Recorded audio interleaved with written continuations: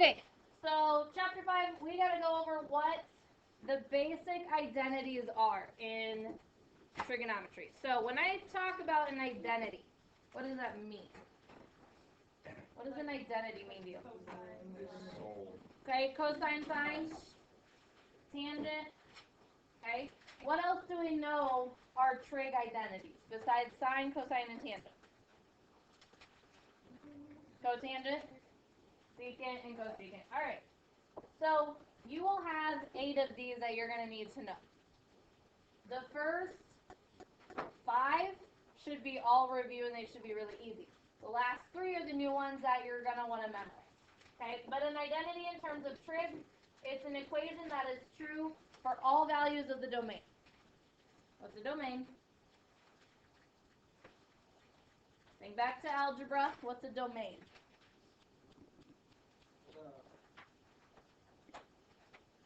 Remember graphing. Graphing with domains.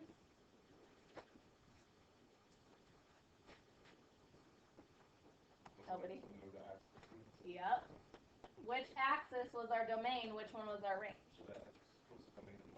Right. The domain for our graphing on a coordinate plane, that's your x value. So that's the stuff that you're going to plug in. Okay? These identities are always true. Okay? What we do with them is just manipulate them a little bit. So remember the game on Friday? That changing, well, ink to, what was one? Ink to pen or something like that? Where we went step by step, changing one letter. That's what you're going to do with these identities. These identities stay true. They never change. We just manipulate them in a way to get what we want, pretty much, out of this. Okay? So like I said, you're going to have 8 identities. And we really just get them from our unit circle. Okay? So remember from our unit circle, x values, y values. What do those represent? Sine and cosine. X was our cosine, sine was our y. So what was tangent? Y over x. So now instead of saying y and x, we're going to just use sine and cosine. So what will tangent be? It's still y over x, but now in terms of a trig identity, what is tangent? Sine over cosine. Okay, so we're going to manipulate these. Okay? So the first 3, super easy. You know these. Reciprocal identities. Reciprocal just means to do what? To flip it, yep. So if I ask you for cosecant, well, that's the same as 1 over sine. Okay, that's the reciprocal of cosecant. So what is the reciprocal of secant then?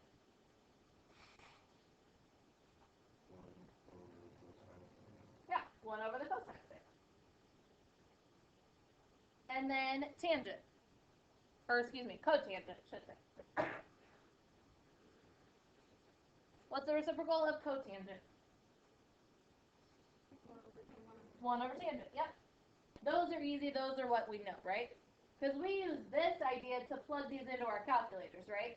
If I want you to plug in cosecant of 42 degrees, you type in 1 over sine of 42 degrees, right? We did that back in chapter 1. Those are our first two. Easy? All right. The next 2 deal with ratios. What 2 trig functions out of the 6 that we have will deal with a ratio? Where we have a trig function in the top and the bottom. Tangent and cotangent. So tangent, we already said, is sine over cosine. So then I know cotangent is the reciprocal of tangent.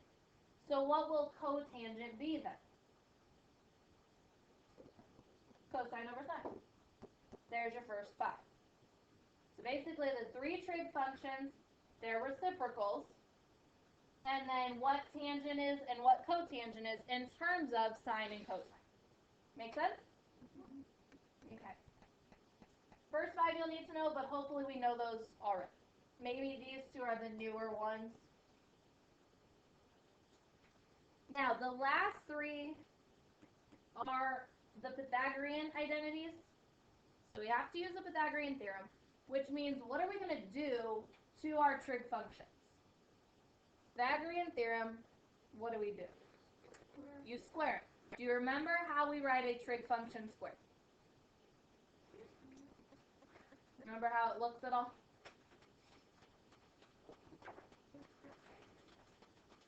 You know you're going to need a 2, right? Raised to the second power. So instead of putting it after theta, they put it in between the trig function and theta. Okay? So this would be read as sine squared of your x. Okay? So, going to the Pythagorean theorem,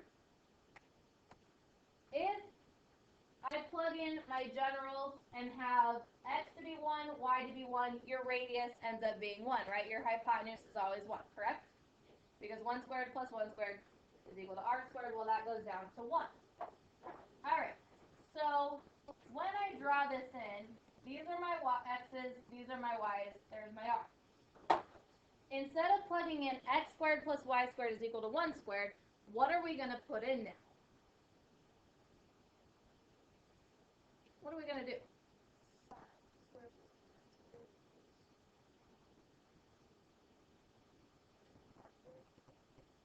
And it will be 1, yep.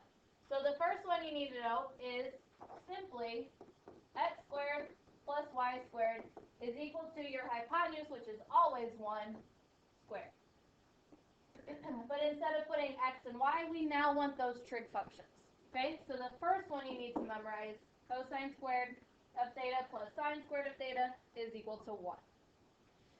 And all that comes from is just our unit circle and finding your x value, your y value, and finding the r. Okay? Now, the other two, you haven't really seen before, and we could go through the proofs on how they come up with it, but bottom line, you just have to memorize these. So what they tell you is instead of having a triangle with x, y, and r, you have a right triangle where one side length is going to be 1, the other is going to be tangent of theta, and the other one is secant of theta. Okay? And again, I can go through this proof, but I'm never going to ask you how they get these. You just have to memorize them. So for this, what is my equation going to be when I just plug it into the Pythagorean theorem? What am I going to get here? These are my side lengths, 1 in tangent. My hypotenuse is secant. What is my new Pythagorean identity? Right. And they won't leave 1 squared. They'll simplify it down to just 1. So all you're doing is taking 1 squared plus tangent squared, setting it equal to your hypotenuse squared, which is secant. So this is the second one that you need to know for Pythagorean identity.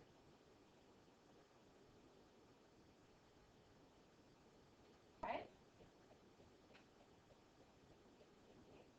Okay, so then the last one comes from a right triangle to where a side length is still 1.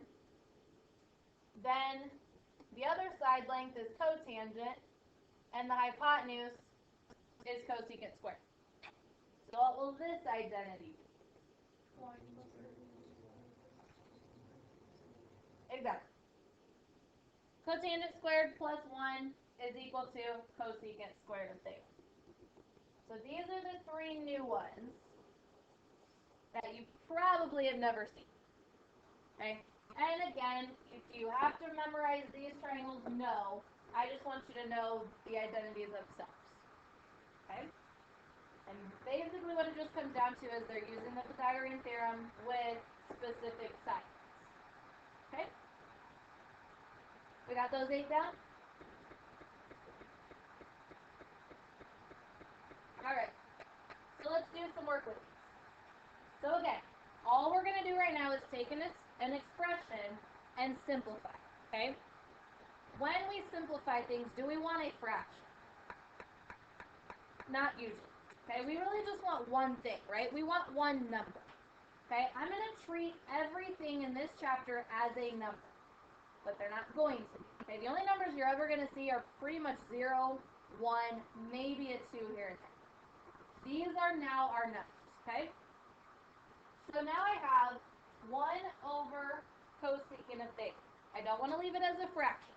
Can I change anything with the number 1? No, I can't. But what can I change cosecant to? Careful though, it's not just sine. It's 1 over the sine of theta. So the 1 stays, and then cosecant becomes 1 over sine of theta. Now you have a number divided by a number, or a fraction divided by a fraction. So 3 words, copy, dot, flip. Right, so the 1 stays there, times the reciprocal of 1 over sine of theta, which is just sine over 1. So what is your answer for this to be simplified? It's just sine of theta. Make sense? Okay. And you really can think of this as, since cosecant is 1 over sine, then 1 over cosecant should be sine. So you can kind of think of those reciprocal ones both ways. Does that make sense? Okay. Cosine of theta divided by cotangent of theta. Can I change cosine into anything simpler?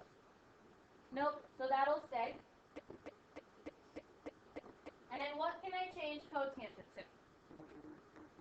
I can do it for 1 over tangent, but then what do I know about tangent now? Tangent is sine over cosine. So do I want to put cosine divided by 1 over sine divided by cosine?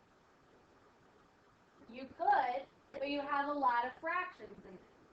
Okay, so I can just take cotangent and now change it to what?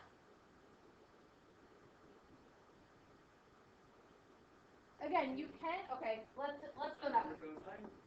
Let's go this way. I have a number divided by a fraction, right? Okay, but then so cosine will stay the same. Divided by, I can't change 1, that stays the same. But then I can change tangent into sine of theta divided by cosine of theta. So now you have a number divided by a very, very messy fraction, right? I don't want to go that way. Don't overcomplicate it. So instead of changing cotangent to 1 over tangent, what can I change it to? Not sine over cosine, because that's tangent. Cosine over sine. Very good. Alright, so now you have a number divided by a fraction. Copy that, flip. So now it'll be cosine of theta over 1, because that's the top, and then I'm going to multiply by the reciprocal of that denominator. So it's sine of theta divided by cosine of theta. When you multiply straight across, what's going to happen? Cosines cancel off, leaving you with just the sine of theta. Does that make sense? Okay, so right now, yes, you could go and flip cotangent to 1 over tangent, but then you get this messy looking fraction. Okay, so from the reciprocal identities, you know cotangent can just go down to cosine over sine and then simplify from there. Does that make sense? Okay? Fine. So with the reciprocal identities and the reciprocal, it can only go from one side. Or it's like, you can make tan theta equals 1 over cosine theta, but you can't make cosine theta equals tan. Right, right. Now if you had, like here, we actually have 1 over cosecant, and going through the math, we see that it does just become sine. So we could take those reciprocals, and instead of having it cosecant is equal to 1 over sine, we could do this and say sine is equal to 1 over cosecant, but it will never be sine is equal to cosecant. Does that make sense? Okay. All right, let's do this last one. Let me erase this real quick. All right, so can I change anything with sine? Nope, that's down to the simplest form, so that stays. Secant, I can change to what? 1 over cosine. I don't want to leave it as this messy fraction, so sine of theta times cosine of theta over 1. And can I do anything else from there? Nope, so my actual answer is just going to be sine of theta times cosine of theta. Make sense? Okay, so sometimes you might get just one answer in terms of sine or cosine. You could get an answer in terms of secant or cosecant. You could get an answer in terms of cotangent or tangent, or you could get a multiplication answer, okay? But bottom line, you want to get it down to the simplest form. So basically no fractions if you can help it. Pretty much. Okay? What about these? So I have the square root of 1 plus cotangent squared. Now, can I take and separate this to be the square root of 1 plus the square root of cotangent squared of theta? Yes, but does that help me with anything? No, it doesn't. So I won't go that way. Can I just cancel the square root and the square and call this 1 plus cotangent? No, I can't do that. So what should I look for? You have squareds here. You square the whole shebang we cancel out the square root? I wouldn't just yet. In some of them, that's what you will do. You will square root it to get it down. But I wouldn't do that here. Okay? What would you try to change that to then? Okay, if you do, when you start switching cotangent to 1 over tangent, or sine over cosine, or cosine over sine, something like that, you're going to have to worry about this. You would have to get a common denominator. Okay, which we will do later, but you don't have to do that right now. No. Because if you change cotangent to anything, you're going to have a trig denominator. Oh, yeah. Okay? Now, you should have a red flag going off seeing a cotangent square. Okay? You should be looking at the Pythagorean identities. So look at those real quick right now. Look at your Pythagorean identities. Right. 1 plus cotangent squared, that's equal to cosecant squared of theta. So I can just substitute that in to say this is now the square root of cosecant squared. Anytime you square root a square, what are those called? Square root and square it. What are those called? What kind of operations? Inverse operations. So pretty much now, those cancel off because you're square rooting a square. Now you're down to cosecant theta. But it's not just sine. You leave it here because technically this simplified down is 1 over sine. And you'd rather not work with a fraction. Leave it as the whole number here. Yep. Alright, now, square root of secant squared theta minus tangent squared theta. Do I have an identity that this is equal to where I can plug it in?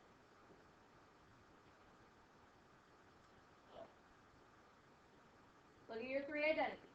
So you have an identity here where it's secant squared theta minus tangent squared theta is equal to something, and I can plug that something in like we did with that first example. We don't. But read me the identity that looks similar to this.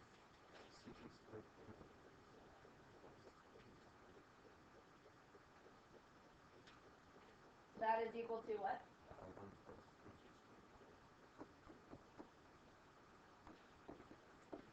Alright, so this is the identity that I see secant squared and tangent squared in there, right? Alright, so I'm going to mess with this to try to get what's under this square root. Well, if I subtract tangent squared from both sides, I end up with what's in that square root. So secant squared theta minus tangent squared theta is equal to 1. So now, under that radical, what am I going to have? I see this right here. So what do I replace it with? And the square root of 1 is, so there's your answer. Well, right there in that identity, it says secant squared of theta is equal to that. Right. So So could you have taken this and plugged it in there? Yeah. Sure. You could have the square root of 1 plus tangent squared theta minus tangent squared theta. That would be the same. And the tangents would cancel off, so I have the square root of 1, which is 1. Okay. Yep. Either way, you can. Now, I will say, there we go. I will say that you will have to, in some of them, manipulate the trig identities that we have. Other times, you can just plug that. So you'll kind of see both. Okay? So any questions on these identities and what we're doing with them? Going step by step to simplify. This one? With which way? Either way? Okay, so in red, I looked for an identity that looked similar to this, that had those two trig functions squared. That's what's in red. So we wrote this out, secant squared theta is equal to 1 plus tangent squared theta. Okay, so then I just manipulated that trig function to look like what I have. So I just subtracted tangent from both sides. So now I had secant squared theta minus tangent squared theta is equal to 1. How'd you get rid of the? I didn't. This was just working with the identity. So that's why I put it back down here. So it didn't just eliminate. Okay, if that way doesn't make sense about using the identity we have and manipulating it, okay, Billy pointed out that secant squared theta, well, in our identity, that's equal to 1 plus tangent of theta. So because I see that here, I can replace it with what it's equal to. So essentially, you're just saying x is equal to 1 plus tangent squared, plug that in for x. So then you get 1 plus tangent squared theta minus tangent squared theta. Those tangent squared cancel down. And then you're just left with 1. Does that make sense? Alright, these are going to require work. Okay, so don't freak out just yet. You'll have plenty of work with these identities. Okay, this is pretty much all we're doing all chapter long. The first few sections, you just have expressions. We're going to get equations. We're going to get this big, long, messy equation. And you're going to take the harder looking side and get it to look like the other side, which is simple. Okay, so don't freak out just yet. We have plenty of time for work, okay?